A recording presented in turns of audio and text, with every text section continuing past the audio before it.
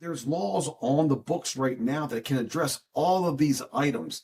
And Beach Life Unlocked. the town of Ocean City has set another year moratorium on rental licenses. Really quick history. The town of Ocean City, like many towns, counties, and cities, requires that every rental property be registered with the town. Of course, they're going to charge a fee for it, but that's not unusual. It's pretty common, especially in beach towns. What the problem here is that for over a year now, the town council has really come hard after the rentals in those areas, to the point last year where there was a moratorium put into effect, which was going to allow the city council and the town to get more information to kind of give them guidance to where they should go.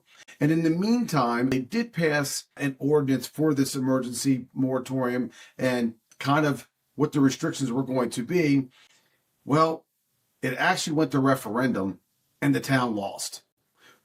But we would have thought that would have been the end of it, right? We'd have gone back to normal. People could have gone to town hall and got the rental licenses, but then they put another moratorium in, and now they're looking at doing something much more drastic in my eyes, and that's going to be restricting those areas to rentals of a certain amount. So there'll be a max amount of rental licenses in those areas. Again, super important. The referendum was voted on by the public, who are allowed to vote in the town of Ocean City. And mind you, it was a close vote, but guess what? The people against restrictions won, and that just wasn't enough for the town council.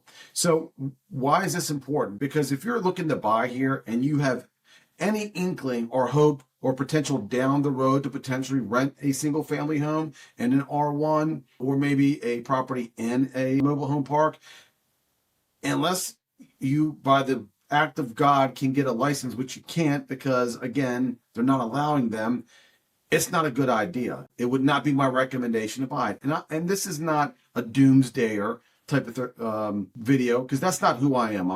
But this, in my eyes, from reading the minutes, watching the videos, listening to the town vote on these items, I don't see where this issue goes away anytime soon. I hope there's another referendum that kind of puts this to bed, or hopefully when these council members are up to run again, they are voted out, and then we can get some people who have a little bit more sensibility to them in regarding restrictions. Again, I'm not for or against doing something in those areas. What I'm against is when you completely turn the spigot off. I think people have property rights. I think that has to be weighed in. I think people made investments. I think people who have purchased a property believe that they have the right to not have renters next to them. Again, that's a philosophical question, and I'm happy to discuss that. I own rentals, and I've owned rentals since 2000. I have strong opinions on both sides on that. So I think at some point in time, regulation is not bad if it actually serves a purpose. As a buyer, I need to make sure that I can do with the property what I want to do with the property. And as a seller, I want to sell it to as many people. And the town's kind of stripping you of that right, again, against the referendum. And that's where my part comes in. That's why I wanted to kind of update everybody. But as agents, part of us is making sure that we help educate the public to these items, and so they can make the best decision for themselves in consultation with their agent.